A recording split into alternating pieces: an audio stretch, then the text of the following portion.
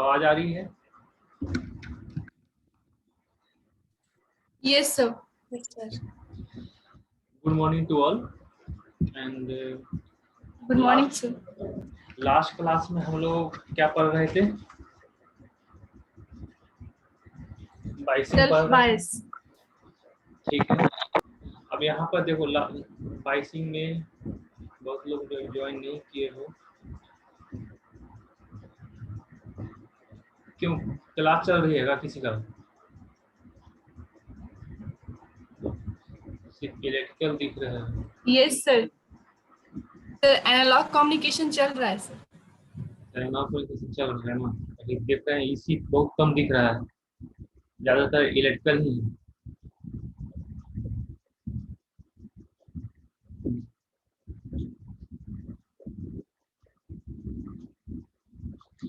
ठीक, चलो स्टार्ट करते हैं। अब देखो यहाँ पर बाइसिंग में हम बात करते हैं। बाइसिंग में ऑलरेडी हम क्या कहते हैं, फिक्स बाइस सर्किट पढ़ चुके थे। सेल्फ बाइस सर्किट में क्या डिफरेंस था? सबसे पहले हम बात करते हैं सेल्फ बाइस सर्किट में। सेल्फ बाइस सर्किट में हम लोग क्या डिफरेंस दिख रहा था, ध्यान देना। देखो यहाँ पर फिक्स बाइस सबसे पहला डिफरेंस क्या था, कोई माइनस बिजली जो सप्लाई देते थे वो नहीं, पहला डिफरेंस हो गया। सर सेल्फ बायस में एक ही डीसी वोल्टेज अप्लाई करते हैं इसी वजह से। हाँ, इस वजह एक डीसी सप्लाई वोल्टेज देते हैं। ठीक है, अब यहाँ पर ध्यान देना, अब हमें करना क्या है। सबसे पहले जो ट्रांस कंडक्टिंग जो प्रैक्टिस है वो तो जो हमें पता है वो क्या होता है। अब हमें हमें करना क्या है, कर क्या रहे हैं। अब देखो इनपुट लूप में क्या करो, इनपुट लूप में केवीएल अप्लाई करो। अब यहाँ पर सेल्फ बाइस सर्किट में यदि तुम यहाँ पर केवीएल अप्लाई करोगे तो क्या होगा, यहाँ पर इनपुट में जब अप्लाई करोगे तो क्या हो जाएगा। सेम हम डायरेक्ट यहाँ पर आते हैं, BGS equal to minus I D into R S. यहाँ पर जब अप्लाई करोगे तो हम यहाँ पर नहीं कर रहे हैं, समझ जा इतना तुम लोग जानते हो ऑलरेडी, हम बता चुके हैं कि जब यहाँ पर जब केवीएल अप्लाई करेंगे तो बीजीएस इक्वल टू क्या बन जाएगा। शायद लास्ट क्लास में हम केवीएल का इक्वेशन भी लिखे थे। जैसे में यहाँ पर है, यहाँ पर केवीएल की इक्वेशन लिखो, क्या हो जाएगा। यहाँ से केवीएल इक्वेशन लिखेंगे तो क्या कितना होगा, आई जी इंटू, मान लो आई जी इंटू आर जी, ठीक है, plus BGS plus I D into R S equal to 0। यही केवीएल है ना। Hello, Yes, sir. मुझे पता है जो यहाँ पर ऑलरेडी हम लोग पढ़ चुके हैं, यहाँ पर जो ड्रेन करंट होगा वही यहाँ पर वो होगा। अब यहाँ पर क्या है, एक वैल्यू क्या हुआ, 0 हो गया। यहाँ तुम्हारा बीजीएस इक्वल टू कितना आ जाएगा, minus I D into R S. अब minus I D into R S आएगा। अब यहाँ ध्यान देना, ट्रांसपेक्टिव ऑफ द फैट का जो होता है हम लोग, यहाँ पर देखो इसके ग्राफ में, तो यहाँ देखो हमें पता है कि देखो इसका जो ग्राफ जब प्लॉट करेंगे कहाँ पर है, BGS equal to minus I D into R S. एक तरह से स्ट्रेट लाइन इक्वेशन है, एक तरह से क्या है, बीजीएस इक्वल टू, देखो अब हम लोग जो ट्रांसफर जो प्रैक्टिस है, जो ग्राफ को प्लॉट करते हैं, किसके किसके बीच में ग्राफ प्लॉट करते हैं, आईडी एंड बीजीएस के बीच में। अब आईडी एंड बीजीएस के बीच में जो ग्राफ प्लॉट करते हैं, तो यहाँ पर ध्यान देना, जो यहाँ पर जो इनपुट सेक्शन में जो हम लोग केवीएल अप्लाई किए हैं, यहाँ पर किसके किसके बीच में ग्राफ प्लॉट होगा, बीजीएस एंड आईडी ना सर। हाँ, BGS and ID.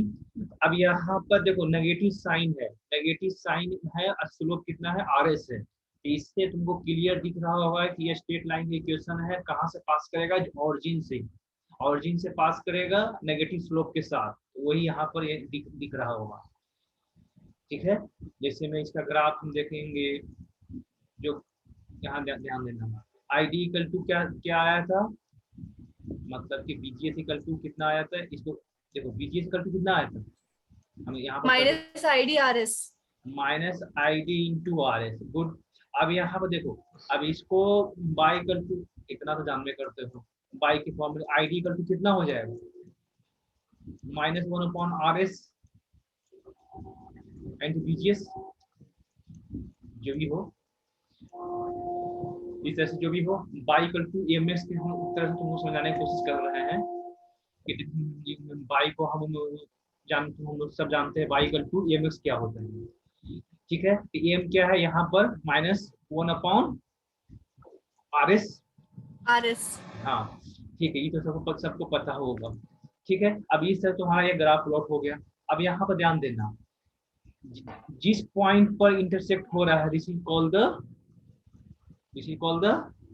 Q point, Q operating point. point।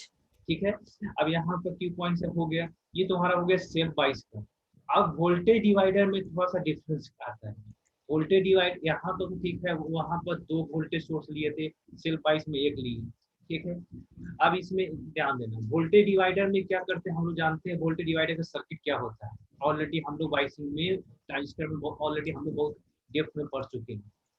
अब यहाँ पर हम देखो, अब यहाँ पर क्या है, पोटेंशियल या वोल्टेज डिवाइडर बाई सर्किट क्या होता है, ये होता है, ऑलरेडी हमको पता है। अलग बात है कि यहाँ पर क्या होता है, ट्रांजिस्टर हम लोग पढ़े थे।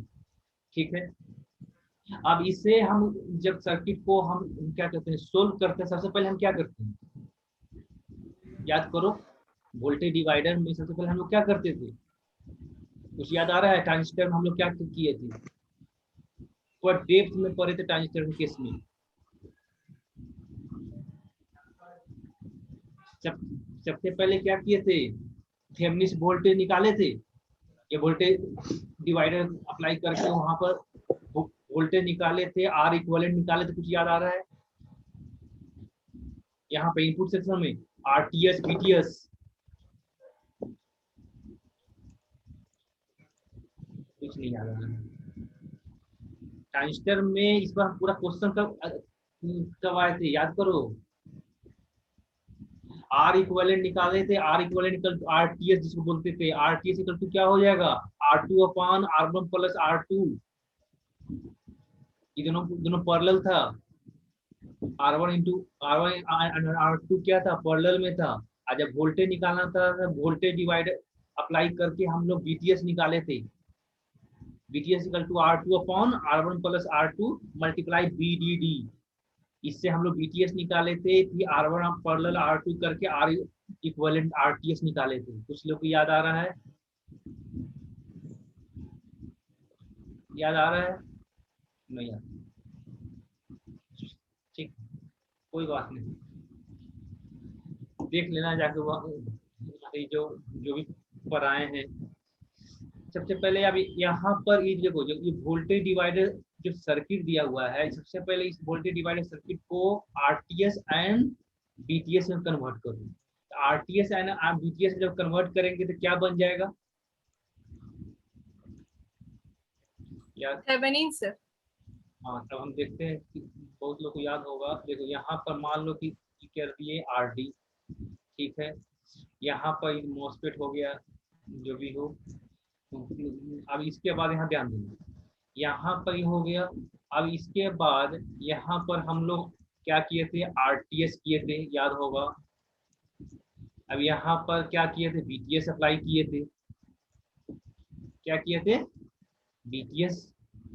अब यहाँ पर क्या है, ये आरएस है, याद आ रहा है किसी लोग को, याद आ रहा है, बोलो, अब कोई लोग बोलेगा नहीं, यस सर। ठीक है। अब यहाँ पर आरटीएस का वैल्यू कितना होता है, ऑलरेडी हम बता चुके हैं, R1 पैरेलल R2 होता है, ऑलरेडी सब ट्रांजिस्टर के yes sir, R1 parallel R2। हाँ, ट्रांजिस्टर केस में ऑलरेडी सब बता चुके हैं, पूरा डेप्थ में देख लेना उसका वीडियो, जिसको नहीं याद होगा। ठीक है, अब इसके बाद क्या करो, हमें पता है यहाँ पर जो ड्रेन करंट है वही यहाँ पर ड्रेन करंट है। अब यहाँ पर केवीएल अप्लाई कर दो इनपुट सेक्शन में, केवीएल अप्लाई करोगे तो क्या हो जाएगा, केवीएल जब अप्लाई करोगे तो क्या बन जाएगा, बोलो, माइनस BTS, ठीक है, माइनस BTS। अब इसके अक्रॉस क्या होगा, 0 plus BGS plus IT into RS equal to 0। ये केवीएल इक्वेशन सबको समझ में आ गया? Hello, yes sir. ठीक है, सिर्फ ये। हाँ, अब यहाँ पर देखो, इस तरह से यहाँ पर ID एंड BGS के बीच में ग्राफ प्लॉट करोगे तो क्या आ जाएगा, क्या आएगा, ID एंड BGS के बीच में जो ग्राफ प्लॉट करोगे इस इक्वेशन से,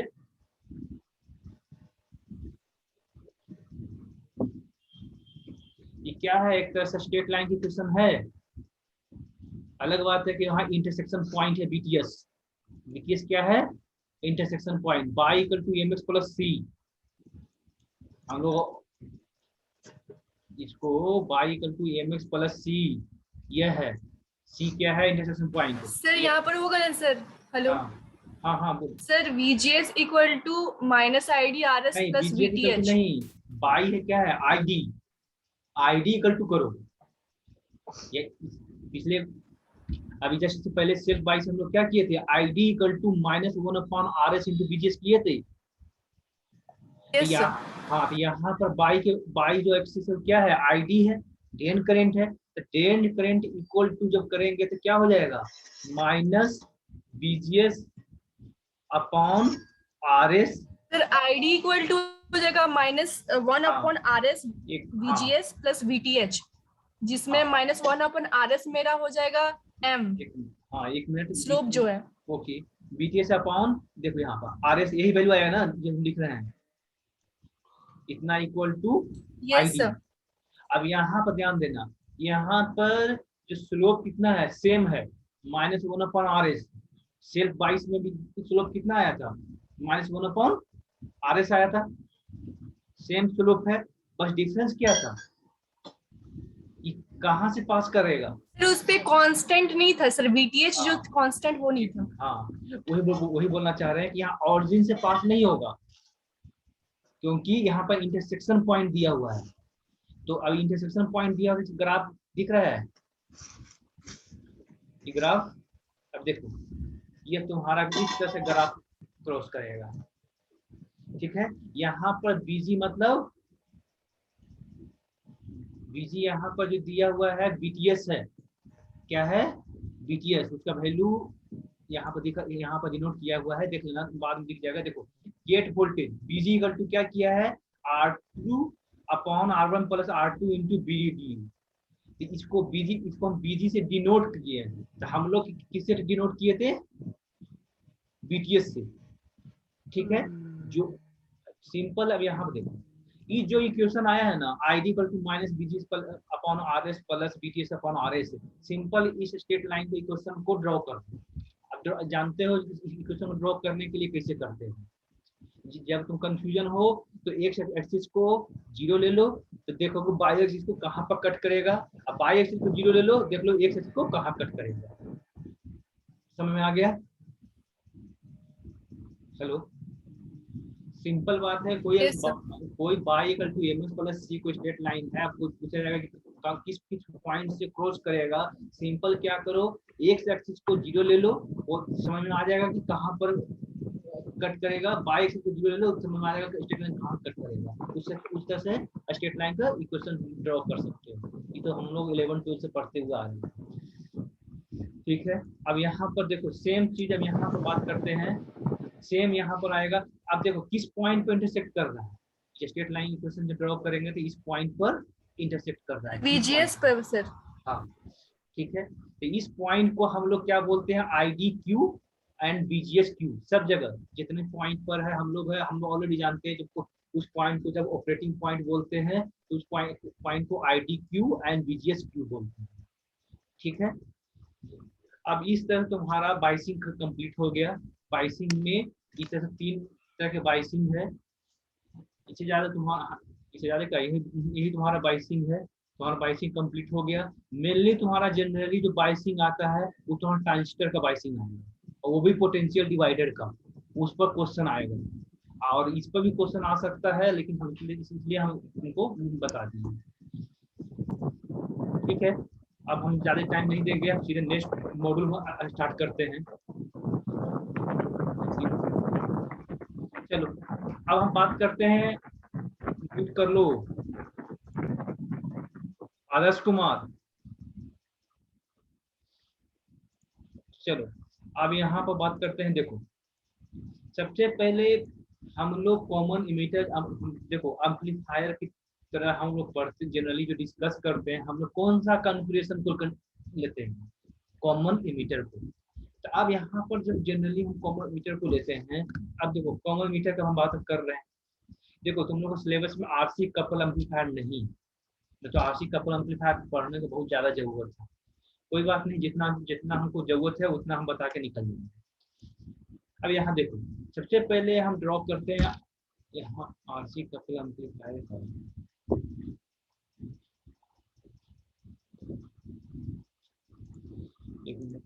हाँ यहाँ देखो सबसे पहले हम यहाँ पर ध्यान देना, यहाँ पर जो भी है मान लो कॉमन मीटर जो भी है हम ले लेंगे। ठीक है, अब यहाँ पर हम ड्रॉ करना चाह रहे हैं, ये जो कैपेसिटर के कारण, देखो ध्यान देना,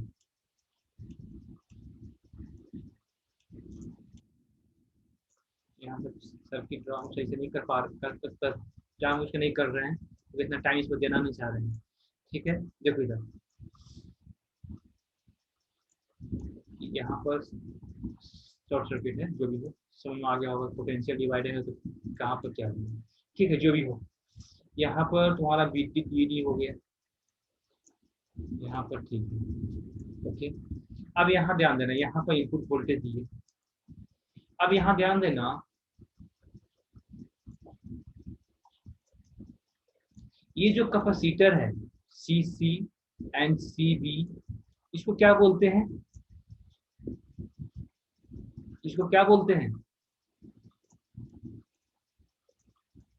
सीबी। ध्यान देना, ये सब आरसी कपल एम्पलीफायर में था, है पढ़ना जो भी हो। अब यहाँ देखो सीसी जो है सीबी जो है, ये दोनों क्या बोलते हैं, कपलिंग कैपेसिटर। जिसको नहीं पता है वो नोट कर लेंगे, क्योंकि एक पॉइंट तुम्हारे सिलेबस में नहीं है, इसलिए हम इतना आरसी कपल एम्पलीफायर हम नहीं पढ़ाएंगे। लेकिन आरसी कपल एम्पलीफायर जरूरी था, बहुत इंपॉर्टेंट एम्पलीफायर है जो भी हो। अब यहाँ पर देखो, अब यहाँ देखना, सीसी क्या है सीबी क्या है समझ में आ रहा होगा, क्या है, इसको बोलते हैं कपलिंग कैपेसिटर। अब क्यों इसको कपलिंग, हम ऑलरेडी डिस्कस कर चुके थे कि कपलिंग कैपेसिटर क्यों लेते हैं, क्यों लेते हैं, क्या जरूरत था कपलिंग कैपेसिटर को लेने का, जस्ट 2-3 दिन पहले बताए थे हम। कपलिंग कैपेसिटर क्यों लेते हैं, किसी को नहीं पता, क्यों रिस्पॉन्स कोई क्यों नहीं कर रहे हो।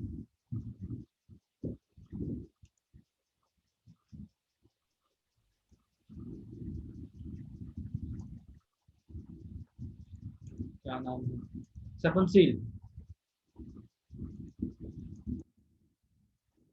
नहीं है।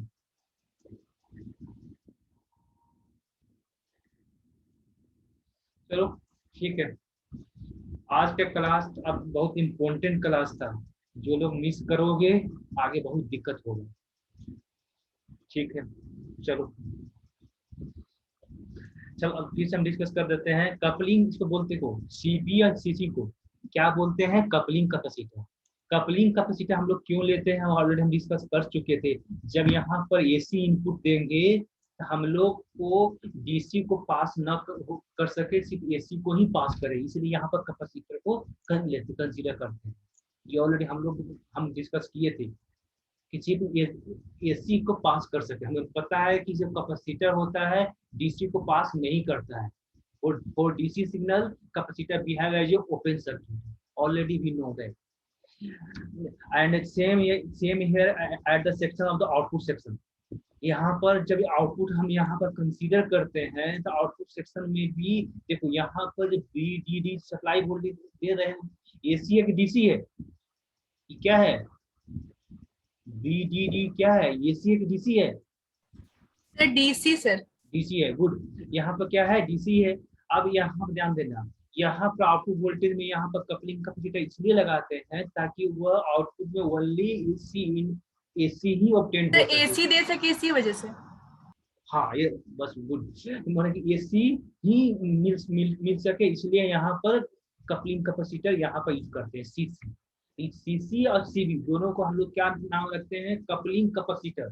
नोट करना है, नोट कर लेना। इसको बोलते हैं क्या? Coupling capacitor. कपलिंग कैपेसिटर क्यों करते हैं ये समझ में आ गया, ठीक है।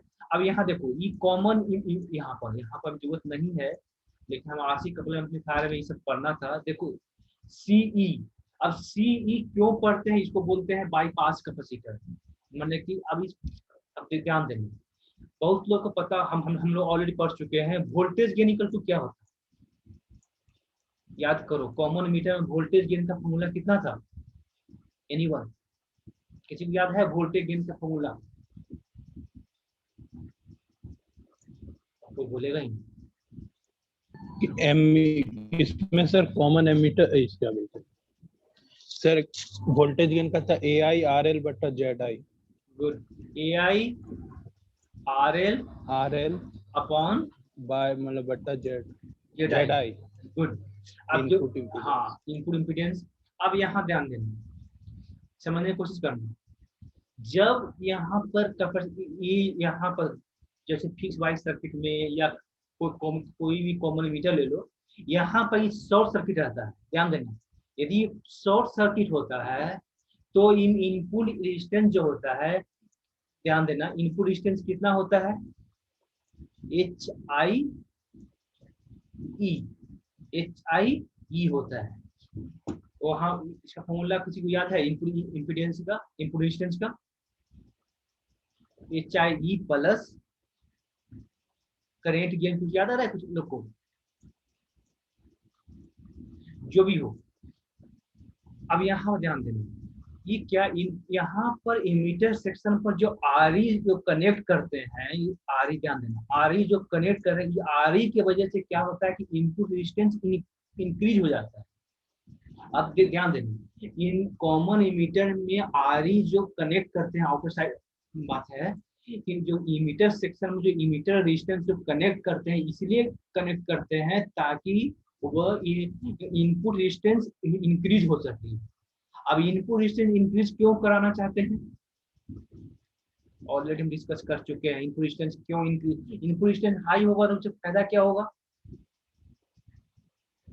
पावर कंजम्पशन कम होगा। जब इनपुट कम होगा सर। हाँ, जब इनपुट रेजिस्टेंस हाई होगा तो पावर कंजम्पशन कम होगा। तो इस वजह से यहाँ पे इनपुट रेजिस्टेंस को इंक्रीज करने के लिए हम आरई को कनेक्ट किए, ठीक है। ये तो हम एडवांटेज हुआ कि हम क्यों किए, आरई को कनेक्ट किए। लेकिन हमें ही पता है कि ये जेडाई क्या है? इनपुट, जेडाई क्या है? Input impedance.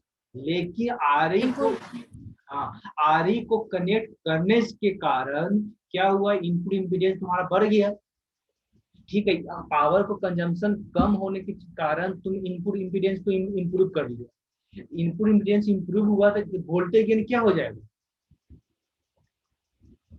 वोल्टेज गेन क्या हो जाएगा? वो डिक्रीज करेगा ना सर? डिक्रीज करेगा ना। हाँ, गुड। वोल्टेज गेन क्या हो जाएगा? डिक्रीज कर जाएगा। ये क्या हुआ? तुम्हारा एक बड़ा डिसएडवांटेज हो गया ना, ये बहुत बड़ा डिसएडवांटेज हो गया। तो इस वजह से क्या करते हैं, यहाँ पर कॉमन मतलब कि इमीटर सेक्शन पर सीई मतलब कि उसको बोलते हैं बाईपास कैपेसिटर, बाईपास कैपेसिटर को कनेक्ट करते हैं। बाईपास कैपेसिटर करता क्या है? डीसी एनालिसिस पर क्या करता है, ये ओपन सर्किट रहता है, जिसके कारण से इम्पीडेंस हाई हो जाता है। क्या कहते हैं, जब एसी एनालिसिस जब लेते हैं तो एसी एनालिसिस में क्या होता है, वो तो बाईपास होगा नहीं। उस कंडीशन क्या होता है, इनपुट इम्पीडेंस निकालते हैं आर इक्वल टू, अभी पढ़ना जरूरत नहीं है तुम लोग को, अभी जो भी हो जिसको नोट करना है कर लेना, N B T upon cap I E. इन VT अपॉन IE। मतलब जब कैपेसिटर को जब कनेक्ट कर देते हैं तो जो इनपुट रेजिस्टेंस बन जाता है इन RE, इनपुट इम्पीडेंस नहीं होता है, वोल्टेज गेन में यहाँ पर जो ZI होता है इनपुट इम्पीडेंस, उसके जगह पर आ जाएगा क्या, RE। अब RE आ जाएगा, जिसके अब यहाँ पर RE की वैल्यू कितना है, पहले की हम लोग के क्या पढ़ रहे थे, voltage gain AI into RL upon ZI। लेकिन जब बाईपास कैपेसिटर से कनेक्ट करते हैं, कैपेसिटर को कनेक्ट करते हैं, तो यहाँ पर जो वोल्टेज गेन का जब फॉर्मूला होता है चेंज हो जाता है। क्या होगा, बाकी सब वही रहेगा, इनपुट रेजिस्टेंस वही रहेगा, करंट गेन वही रहेगा, बाकी सब वही रहेगा। चेंज क्या आएगा, voltage gain. Voltage gain equal to क्या होगा, AI into RL upon RE। और RE के वैल्यू कितना होता है, eta into BT upon capital IE। और IE को कैसे निकालते हैं, DC एनालिसिस को अप्लाई करके IE को निकालते हैं।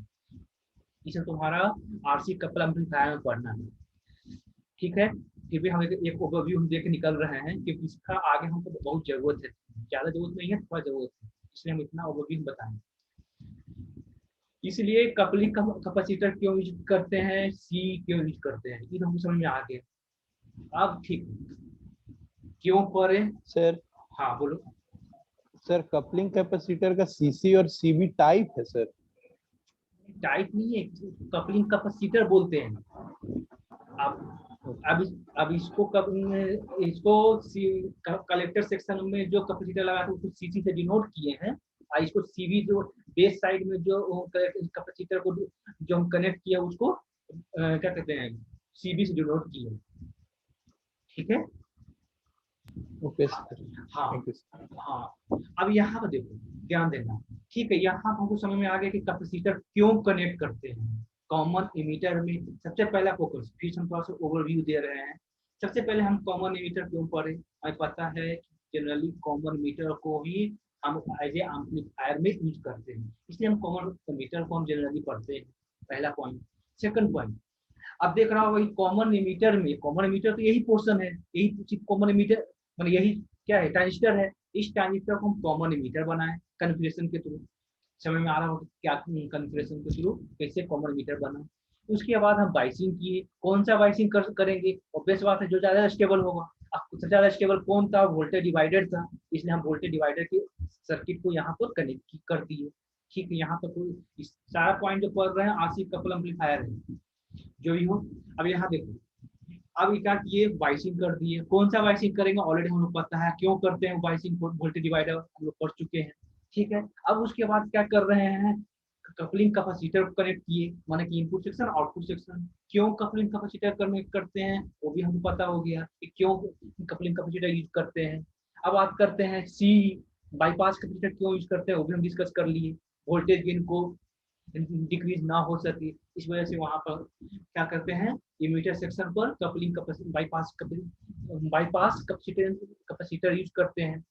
यहाँ तक तो हम लोग समझ में आ गए क्यों करते हैं, हमको ये इसका क्या क्या एडवांटेज है, इस पर्पस से हम इसको यूज करते हैं। ये हम लोग पढ़ लिए क्या पर्पस है, हमको क्या पर्पस के लिए ये सब क्या कर रहे हैं, ये तो पढ़ लिए, ठीक है। यहाँ तक तो कोई बात प्रॉब्लम नहीं। लेकिन अब क्या होता है कि इस सब के कारण कुछ डिसएडवांटेज हो जाता है। कुछ डिसएडवांटेज क्या होता है, अब ध्यान सुनिए। डिसएडवांटेज क्या होता है, कपलिंग कैपेसिटर की वजह से डिसएडवांटेज होता है। कपलिंग कैपेसिटर की वजह से क्या डिसएडवांटेज होता है, अब हम डिस्कस करेंगे। सबसे पहला पॉइंट, यहाँ पर ग्राफ में किससे हम प्लॉट करते हैं, देखो अब हम क्या कर रहे हैं, वोल्टेज गेन एंड यहाँ पर जो भी हो वोल्टेज गेन ले लो, यहाँ पर फ्रीक्वेंसी। यदि हम लोग सबको पता है एट लो फ्रीक्वेंसी पर कोई भी कैपेसिटेंस का इफेक्ट था, एट लो फ्रीक्वेंसी पर ट्रांजिस्टर की बात कर लो या कोई एट की बात कर लो, एट लो फ्रीक्वेंसी पर कोई भी इंटरनल कैपेसिटेंस के इफेक्ट था, जल्दी बोलो, बोलेगा ही नो सर। ओके। कोई भी कैपेसिटेंस का कोई इफेक्ट नहीं था, एट हाई फ्रिक्वेंसी पर उसका इंटरनल कैपेसिटेंस का कारण उसका इफेक्ट था, ठीक है। लेकिन इस कपलिंग, अच्छा मान लो कपलिंग कैपेसिटर नहीं होता तो मान लो कोई वोल्टेज गेन है, उसका वैल्यू कितना भी मान लो 20 या 30 जो वैल्यू उसका आ गया, यहाँ ध्यान देना 20 वोल्ट पर यहाँ पर ग्राफ हम प्लॉट कर देंगे। लेकिन एट हाई फ्रिक्वेंसी पर क्या हो रहा है, उसका इंटरनल कैपेसिटेंस के कारण क्या होता है, उसका गेन को रिड्यूस हो जाता है। तो गेन को रिड्यूस होता है मतलब कि इस तरह से गेन रिड्यूस हो जाता है। अब इसीलिए कहा जाता है कि जो भी ट्रांजिस्टर है ना, ऐसा नहीं है कि जितना फ्रिक्वेंसी देना है दे दो, तुम ट्रांजिस्टर को यूज कर सकते हो, नहीं। एक रेंज है, उसी रेंज में उस ट्रांजिस्टर को यूज कर सकते हो। तो वो रेंज क्या है, आखिर रेंज क्यों बना। तो अब क्वेश्चन है कि देखो, अब हम अभी बात कर रहे हैं, कोई भी हम ध्यान देना, कोई भी ट्रांजिस्टर के आउटर साइड में कोई भी हम सर्किट कनेक्ट नहीं करते हैं। जब कोई भी सर्किट कनेक्ट नहीं करते हैं तो मान लो उसका वोल्टेज गेन कुछ भी था, मान लो यहाँ पर कोई वोल्टेज गेन 20, होना क्या चाहिए था, होना चाहिए था एकदम कांस्टेंट, और फ्रिक्वेंसी पर एकदम उसका वैल्यू हमेशा वोल्टेज गेन कांस्टेंट होना चाहिए था। लेकिन एट हाई फ्रिक्वेंसी पर उसका इंटरनल कैपेसिटेंस जो फॉर्म होता है, जो जंक्शन कैपेसिटेंस बोलते हैं या ट्रांजिशन कैपेसिटेंस भी बोलते हैं, उसके कारण जो फॉर्म हुआ, उसके कारण क्या होता है, एक सर्टेन फ्रिक्वेंसी के बाद वो गेन डिक्रीज होना शुरू हो जाता है। इसलिए यहाँ पर दिख रहा होगा एक सर्टेन फ्रिक्वेंसी के बाद, अब सर्टेन फ्रिक्वेंसी क्या क्या है, मान लो कि यहाँ पर एक पॉइंट है, इसी पर मान लो तुम्हारा F1 के बाद गेन क्या हो रहा है, डिक्रीज होना शुरू हो गया, ठीक है। पहला समझ में आ गया। अब ध्यान देना, अब एट लो फ्रिक्वेंसी पर कोई भी गेन डिक्रीज नहीं हो रहा है, लेकिन कपलिंग कैपेसिटर को जो कनेक्ट कर दिए उसके कारण एट लो फ्रिक्वेंसी पर गेन डिक्रीज कर जाता है, एट लो फ्रिक्वेंसी पर गेन डिक्रीज हो जाता है। तो ग्राफ कैसा होगा, ग्राफ ग्राफ तुम्हारा इस तरह से है, ठीक है। मतलब कि अब यहाँ पर इसको मान लो F2, मान लो कि F2, देखो ये बिलो F2, लो फ्रिक्वेंसी में बिलो F2 जो गेन डिक्रीज हुआ था, किसके कारण डिक्रीज हुआ, because of the coupling capacitor.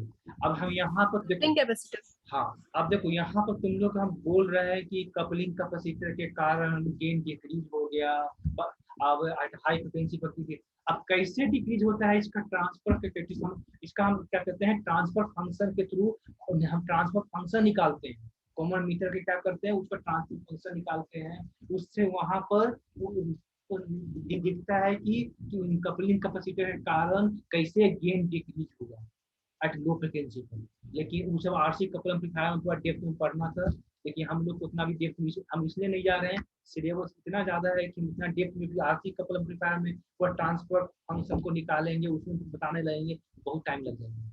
इसलिए जितना ये भी हम बता रहे हैं, बहुत इतना जरूरत है, क्योंकि कहीं पर तुम जाओगे ये क्वेश्चन जरूर पूछा जाएगा, इसलिए हम बता रहे हैं। लेकिन फिर भी हम कोशिश करेंगे इसका नोट्स तुम लोग हम दे दें, जिसको टाइम हम मिलेगा देख लेंगे, लेकिन तुम लोग को सिलेबस में नहीं है, ये भी हम तुम लोग के लिए बता देंगे, जिसको जो लोग से सिलेबस देखा होगा पता होगा, ठीक है।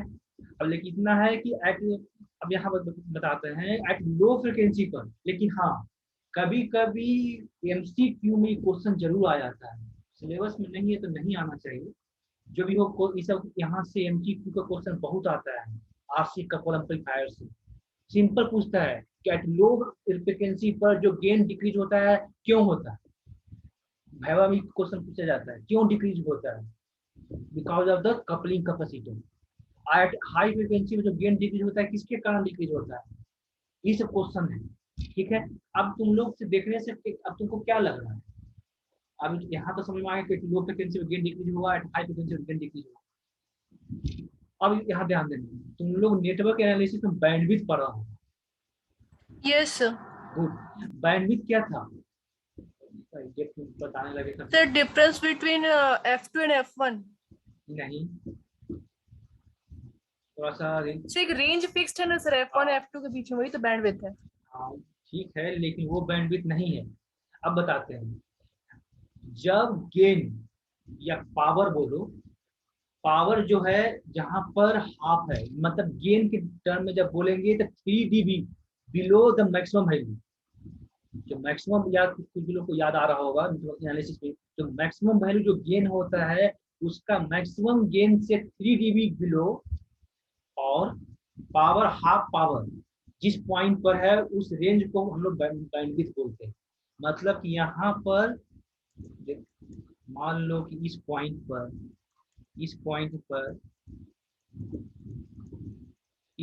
मान लो कि तुम्हारा पावर मान लो कि हाफ है, पावर हाफ है, और या गेन के टर्म में बोलोगे तो गेन तुम्हारा 3 dB बिलो मैक्सिमम से। तो यहाँ पर मान लो यहाँ मैक्सिमम कुछ गेन होगा, यहाँ से 3 dB बिलो, इसको क्या बोलते हैं? 3 dB।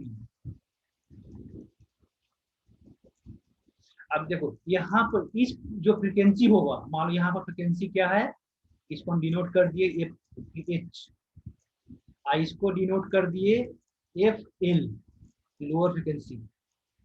अब जो बैंडविड्थ होगा F higher frequency minus lower frequency, F S minus F L, क्या होगा?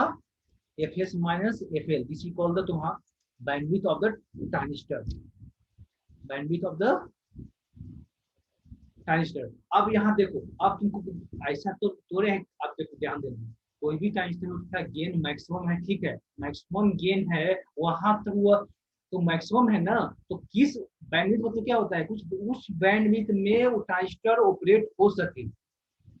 ऐसा तो है जो मैक्सिमम गेन होगा उसी को ऑपरेट होगा, उससे बिलो 3 dB तक वह ट्रांजिस्टर हो या कोई भी डिवाइस हो ऑपरेट होता है। इसलिए हम इसका रेंज, फ्रीक्वेंसी रेंज जो होता है, बैंडविड्थ जो होता है F S minus F L. अब F2 और F1 जो डिनोट किए थे, वो तो इसलिए यह डिनोट किए थे कि किस फ्रीक्वेंसी रेंज तक कपलिंग कैपेसिटर का इफेक्ट रहेगा, और किस फ्रीक्वेंसी रेंज के बाद वह क्या कहते हैं इंटरनल कैपेसिटेंस के कारण इफेक्ट होगा, वह रेंज है। समझ में आ गया? Yup. Hello, anyone? Yes, sir. किसी को कोई डाउट है? एनीवन? देखो ये जो था यहाँ तक बहुत ज्यादा इम्पोर्टेंट टॉपिक था, लेकिन तुम्हारा सिलेबस के अकॉर्डिंग नहीं था, लेकिन तुम्हारे सर वो कपलिंग कैपेसिटर का अफेक्ट वाला फिर से रिपीट कर दीजिए तो, कपलिंग जो रेंज तक। हाँ, कपलिंग कैपेसिटेंस के कारण जो वोल्टेज गेन डिक्रीज हुआ, वो कब तक डिक्रीज करेगा? F2 तक, बिलो F2, यहाँ पर बिलो F2 तक जो गेन डिक्रीज हुआ है वो किसके कारण हुआ है? ड्यू टू कपलिंग कैपेसिटेंस के कारण। अब आफ्टर F1 जो गेन डिक्रीज हुआ, वो क्यों डिक्रीज हुआ? ड्यू टू इंटरनल कैपेसिटेंस के कारण। Internal capacitance. गुड, ठीक है, हम आगे बढ़ते हैं, बहुत हुआ। किसी कुछ पूछना है तो पूछ सकते हो।